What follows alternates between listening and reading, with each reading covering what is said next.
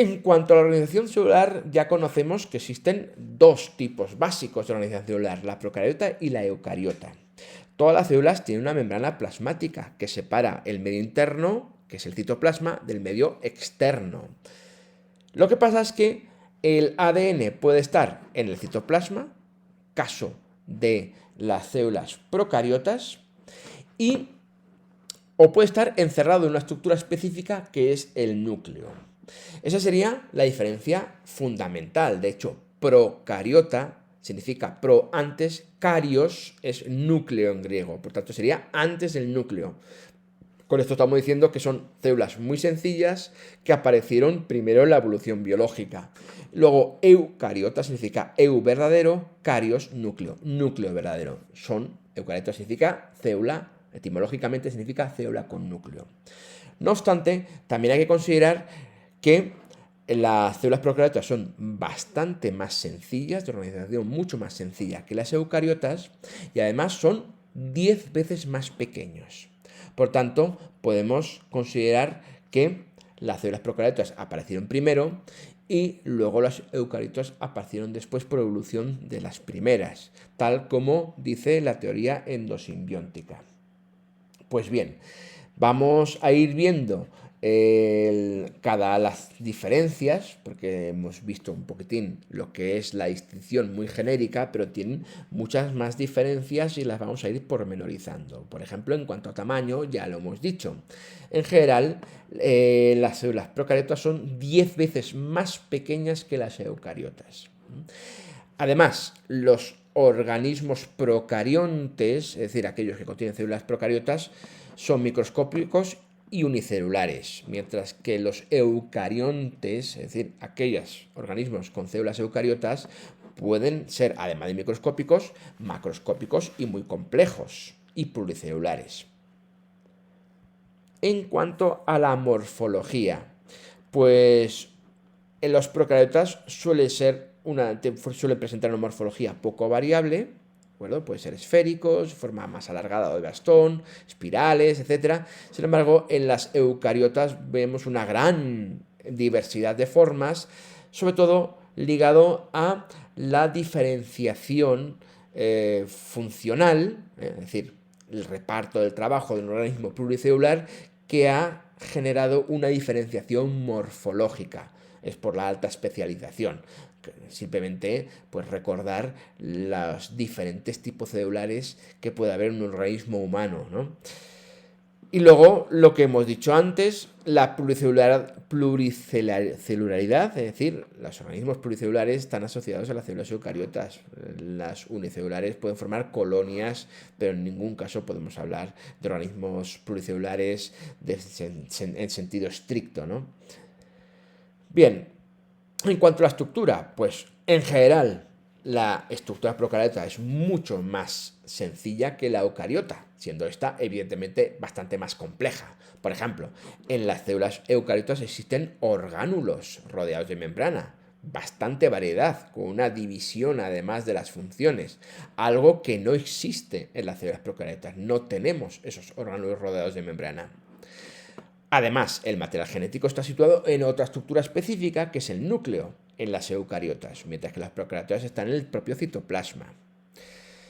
Dentro del núcleo, el ADN está asociado a unas proteínas que se llaman histonas que contribuyen a su empaquetamiento para que quepa en el núcleo. Sin embargo, en procariotas el ADN está desnudo, de forma circular, es bastante más pequeño. Además existen plásmidos, que son estos fragmentos, estos pequeños ADNs extracromosómicos que hay en el citoplasma. También vemos que hay una diferencia en los ribosomas. Los ribosomas de las células eucariotas son un poco más grandes que las células procariotas. La S sería el coeficiente de sedimentación, que es una medida indirecta de la masa. Tiene que ver con la sedimentación en la centrifugación. Claro, 70S significa que se sedimentan menos al fondo que 80S que se sedimentan más al fondo. Luego estos ribosomas son un poco más grandes. Y luego incluso, aunque veamos flagelos en procariotas, en bacterias y también en eucariotas, tienen una estructura totalmente distinta. De hecho, ni siquiera se componen de lo mismo. Los flagelos se componen de una proteína llamada flagelina, mientras que los flagelos eucariotas están formados por tubulina y además existen cilios. Por tanto, vemos que en cuanto a las expansiones, y lo iremos viendo a lo largo de estos temas, hay unas diferencias en composición y en estructura muy profundas. Si hablamos del metabolismo, es decir, de la fisiología, del funcionamiento de las células, también vemos aquí diferencias. Aquí vemos que en las procariotas tenemos muchos tipos de metabólicos, es decir, tenemos una gran diversidad metabólica. Los tenemos anaerobios, aerobios, fotosintéticos, quimiosintéticos, es decir, una gran heterogeneidad metabólica. De hecho, todos los tipos de metabolismos se encuentran en las células bacterianas que son procariotas. Sin embargo, vemos que el esquema metabólico en eucariotas más o menos es el mismo y además basado en la respiración. Casi todos son aerobios. Por tanto, aquí vemos, en definitiva, en resumen, que los procariotas tienen una mayor versatilidad y diversidad metabólica que los eucariotas. Esto lo iremos viendo a lo largo del tema de los metabolismos, del metabolismo, pero los enzimas oxidativos ligados a la respiración celular están en los procariotas en la membrana celular en unas estructuras que se van a llamar mesosomas, que son estos de aquí. Sin embargo, en los eucariotas se encuentran en unos orgánulos específicos que se llaman mitocondrias, que es donde se realiza la respiración celular. Lo mismo pasa con la fotosíntesis. Estas enzimas fotosintéticas también están adheridos a estos mesosomas. Sin embargo, en los eucariotos tienen sus orgánulos específicos que son distintos de los de la respiración, que en este caso serían los cloroplastos. En la genética molecular también tenemos diferencias. En la formación del ARN mensajero no va a haber un proceso de maduración en procariotas, cosa que sí va a existir en eucariotas, y eso lo veremos en los temas correspondientes.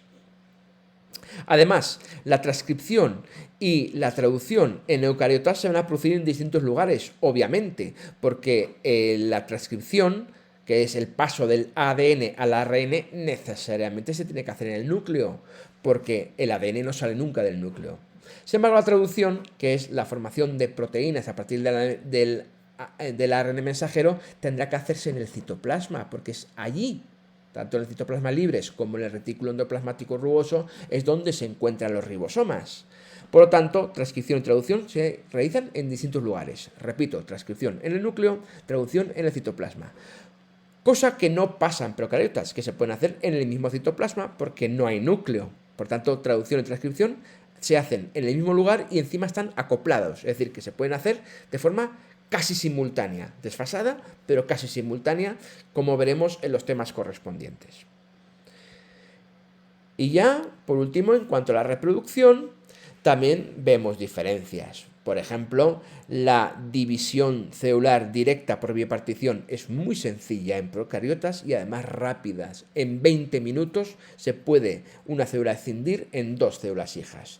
Sin embargo, en eucariotas tenemos el proceso de la mitosis, que es un proceso más complejo, con más fases, como bien conocemos, y además más largo. O sea, puede durar el triple que esto.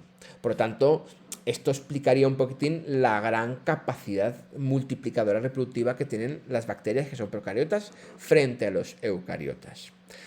Claro, al no haber mitosis o algo parecido en procariotas, no hay ni centriolos ni usos mitóticos, cosa que sí que tienen los eucariotas. Y luego vemos que la reproducción sexual, es decir, aquella reproducción en la cual se basaba en una división especial que se llama meiosis, que además genera variabilidad genética y además consiste en la fusión de células especializadas, células sexuales que se llaman gametos, eso solamente existe en eucariotas. En procariotas está ausente. Existen fenómenos o procesos parasexuales que vamos a llamar, que también generan variabilidad genética, recombinación, por ejemplo la conjugación, que ya lo estudiaremos en los temas de microbiología, pero que no se pueden considerar estrictamente procesos sexuales, por eso se denominan así, parasexuales. Dentro de las células eucariotas tenemos una distinción entre células animales y vegetales. Está la vegetal y esta es la animal. Evidentemente, también existen en hongos y en algas, también en protozoos, existen también células. Lo que pasa es que no tienen la especialización de estos dos tipos celulares que estábamos mostrando aquí. Las diferencias ya las conocemos, están aquí. Por ejemplo, la pared celular la presentan las células vegetales, también la célula de los hongos, hay que decirlo, pero las células animales no lo tienen esta estructura, esta pared celular de celulosa. Por tanto, las células vegetales van a tener una forma poligonal y cierta rigidez, mientras que las células animales van a tener bastante más flexibilidad y no tienen y van a tener más variedad de formas. En cuanto a las vacuolas, vemos que las células vegetales son poco numerosas y de tamaño grande. Incluso cuando son viejas ya las células, incluso la vacuola, que es única, puede ocupar buena parte del citoplasma. Sin embargo, en las células animales hay vacuolas, pero suelen ser más pequeñas, ¿de acuerdo? Y más numerosas. Luego, el núcleo está en posición excéntrica de las células vegetales a causa de esta gran vacuola que lo va un poco empujando hacia los bordes. Sin embargo, en la célula animal permanece más o menos en una posición central.